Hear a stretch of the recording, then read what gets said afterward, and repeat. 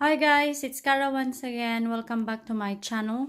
I have this with me in front, a few plants. Well, I'll talk you through about this plant, by the way. And uh, this one I don't think I've shared it with you. I can't remember. This one I bought last November. This was on sale, and it's quite a big plant. It's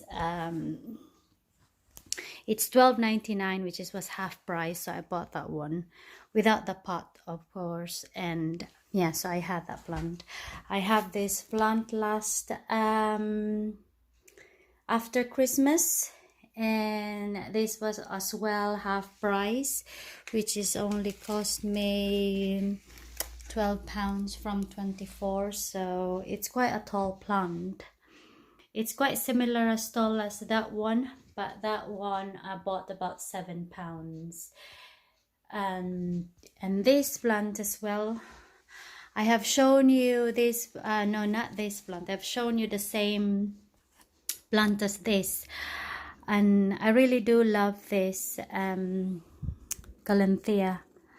The only thing I bought this one again because the other one was consumed by spider mites and it was dead.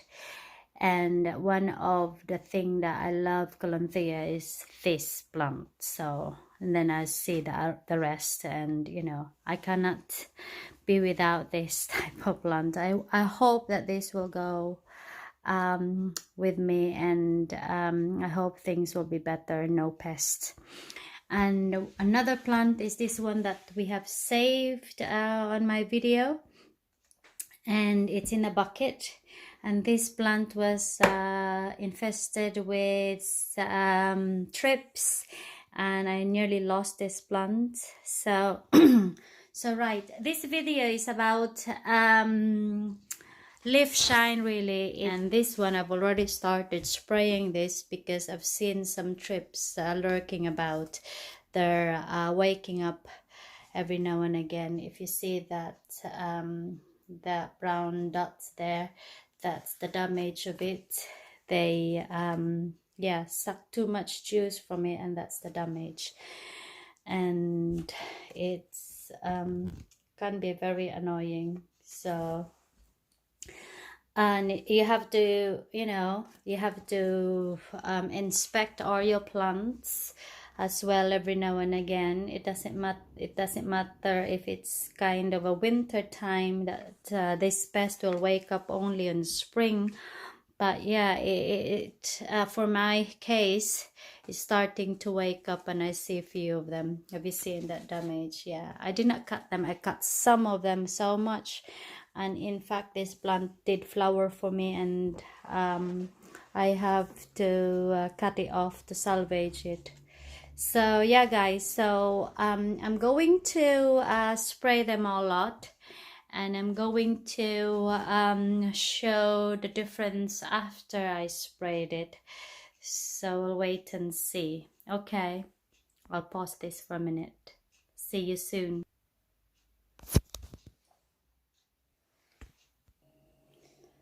Well, I've finished that. That's still wet, that's why it's shiny. And I'm starting with this. So I haven't sprayed this yet. So that's yeah, I just wiped this off because it's thick of what's this, dust.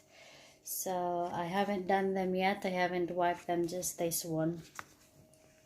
So I'm hoping you could see the difference when I'm finished with this. I put them in a bucket because I'm in my dining room, and I can't be bothered going up to my bathroom to spray it because there's a lot of them, a lot of plants to spray.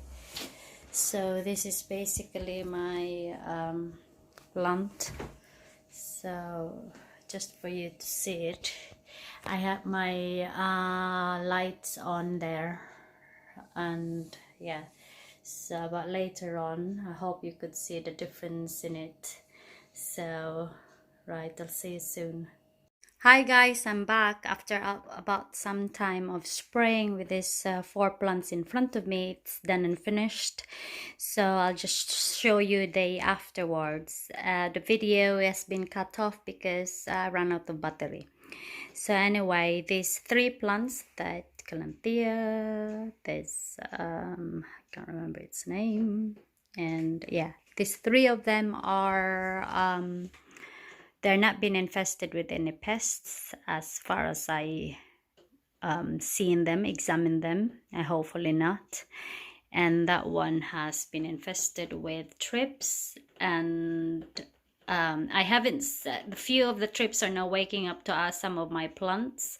I sprayed some of them there, but this one I sprayed and haven't seen thrips on it at the minute, but it has been infested, so I've sprayed it as well. I don't have to wait for the thrips to wake up and digest my plants. So right, so this is the after, the result of the procedure of this, what I did.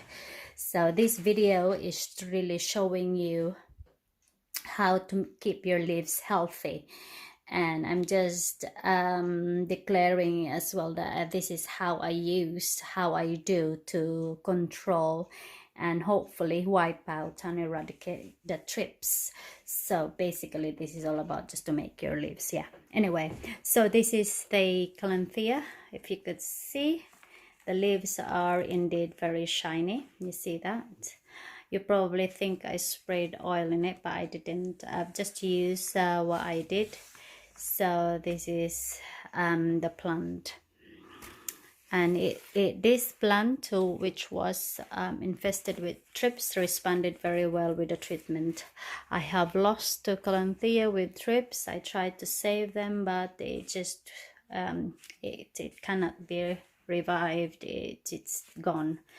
2 of them are managed to salvage. One is growing. It's in my grow room in my sunroom, and this one is in my living room. Since I bought this has stayed in there. So if you see that, so the leaf is quite shiny really. So if you do this to your plants as well, you can see the difference of your plants. So, and it's quite nice to see. Instead of using the ones that ready made leaf shine, this is, I would say, best to do it. And aside from the fact that this helps to control, kill and eradicate the pest. So, and albifolia, so this is what it looks like.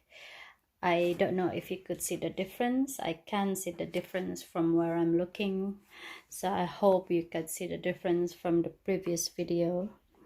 You know, the before it has been sprayed, so it's quite lush looking. So yeah, so that's the albifolia. The new ones, this has been, you know, when they regrowth new plant, and because you don't water it as much, and it droop, and that's it folded, and that's the cause of that brown thing. So that's what it is. So that's albifolia, and this is the Brazil. So you see the leaf, it's quite shiny and healthy and lush looking.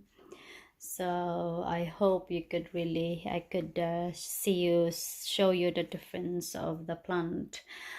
And as I said, if you try it yourself, you would see the difference too. So that's the leaf. I enjoy doing this, and you know, I enjoyed sharing this with you.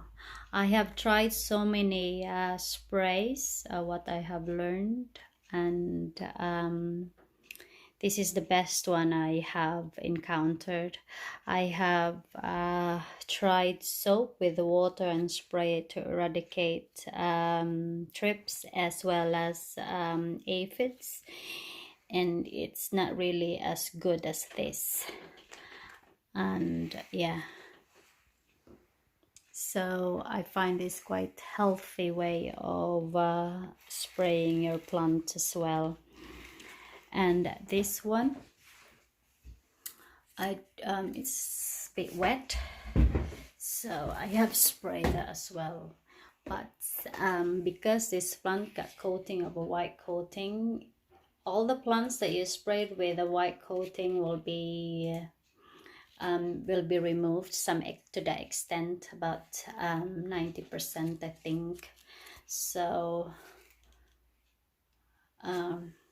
yeah, but I don't mind. Some of the maybe you wouldn't want that to your plant, but I'll rather spray it with this one than having them infested with thrips. And you know, this is my way of protecting them so that the thrips will not go to them, and then I'll deal with the ones that been infested with thrips as well. So you could see. So right, so what did I use, guys? So this is how I done it. I've used neem oil. You probably know what I've used while I'm talking. So I've used neem oil of this plant. So this is the neem oil I have. I had it for a liter and nearly half now. This is my second bottle. And the fairy dish soap, we don't have much of that. Dawn soap, the one that I've seen in some videos, they use that Dawn, but in the UK we don't have that product. I don't know in some area, but I can't find that in my area. But this is the normally what we have in our shops, the fairy. It's the original one. Anyway, what did my concoction, I use is a lukewarm water, a liter of lukewarm water, 5 ml of neem oil, and 2 ml of the fairy dish soap. Because of the weather, the neem oil go to sleep. Really, it's what oil does. So you have to make it sure. I do shake this one. If you see the sediment, some of the sediments there, so I shake this as much as I can. I pour them in this pot. This is just a medication pot. I pour them in there, and then I put some water, which is, I boil the water and I put a bit of water in there, and after I shake that, I put some in it and make it dissolve, you know, like, so that some of the sediments or some, you know, the one that slips go melt. And I mixed it together, and what I do before I transfer them to my sprayer, I have to strain. Use this strainer, a very small strainer, very fine, and I strain them before I put them inside. The reason for that, because there are still some white sediments, if you could see. I don't know if you can. Oh, come on.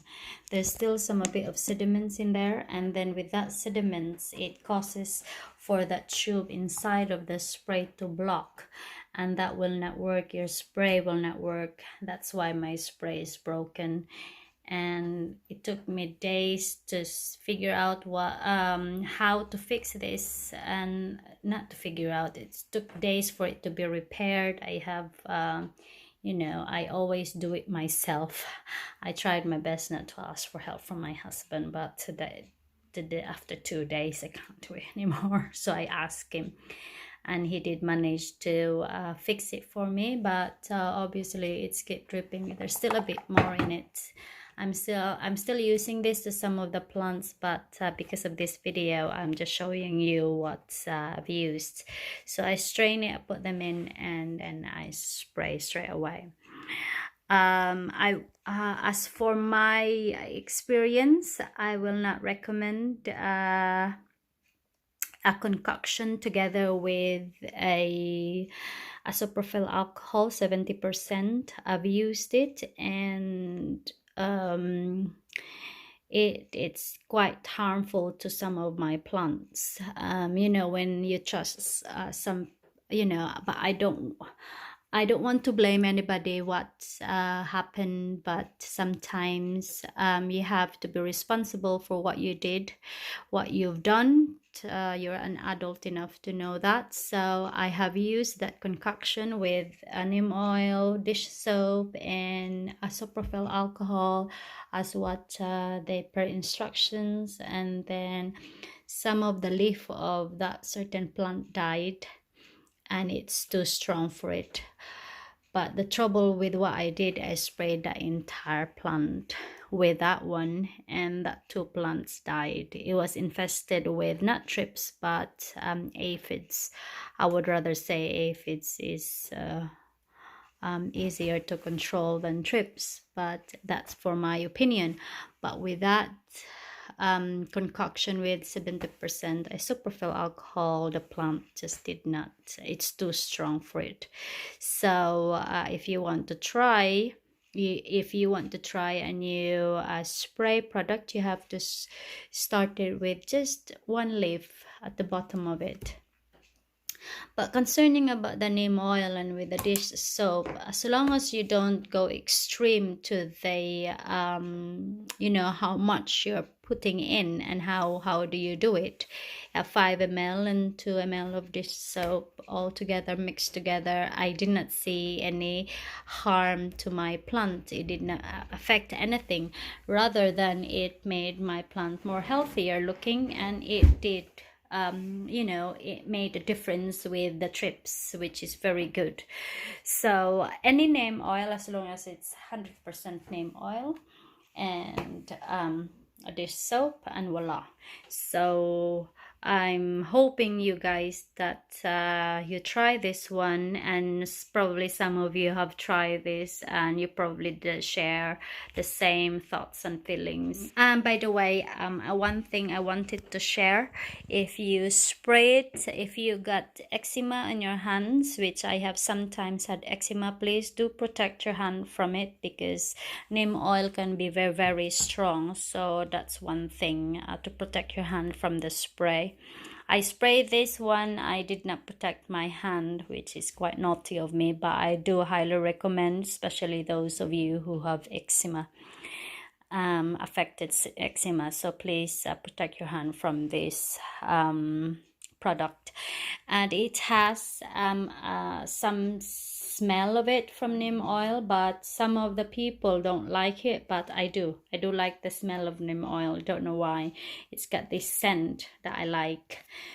Hoya is quite very strong for me, the scent of Hoya, but the scent of neem oil doesn't affect me.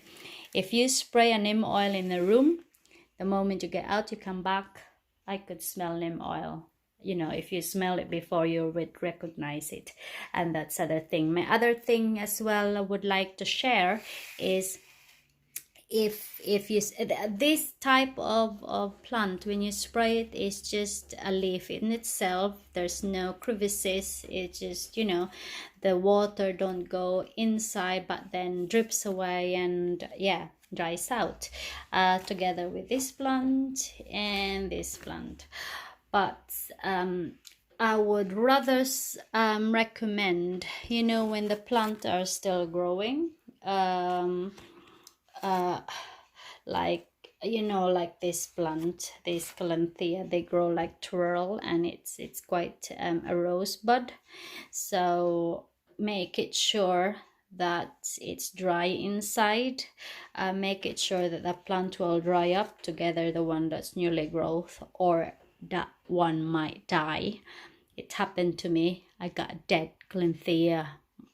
Yeah, so but I don't mind because they got lots of leaves in it, but just in case you would, you know, you would wonder why. So make it sure that you dry it up, you go to somewhere, have the fan around the room, and make it sure the plant will grow. I mean dry up. And if you do this procedure, make it sure you do it in a earlier days, perhaps in the morning. And then concerning about this plant, because this plant got crevices, you know, the leaf go inside, and then in between, like I spray them, and then it goes they inside of it in the middle. So with this plant, I will going to transfer this plant in my sunroom, where the a fan is blowing most of the time. So yeah, so this is what I do. Make it sure that your plant dries up. This one is not a problem at all, because obviously there's no crevices in it. But this is yeah, just like when you spray it with the orchids. Hang on, because this concoction, you can use it with orchids as well. I use it with all my orchids, all my plants. So if you spray that, you have to spray them all of it, but in between that you have to make it sure it's dried up. The corner of a tissue, you stick them in, and then it'll draw the water, absorb the water from it. So you have to make it sure it's all dried up, or else it'll die, you know. The water there will be stagnant and accumulates and encourage rot. So that's the cause of death of the plant. So oh, it's got about sorry, it might probably, I'm turning around. So yeah guys, so that's all I think I have covered up. So if you have any questions, you can always drop by in a comment, and if you try this one, and you can have your share of thoughts as well. But yeah, so this is a good way to, a natural way to keep your leaves healthy. And I have tested it, and it's quite good one. As I said, make it sure that your plants, especially that, dries up. So yeah guys, I think this is it now. I have to say goodbye, and God bless. Like if you want, and then if you want to subscribe, you just click on the subscribe button. So long guys, see you next time. Bye for now. Bye.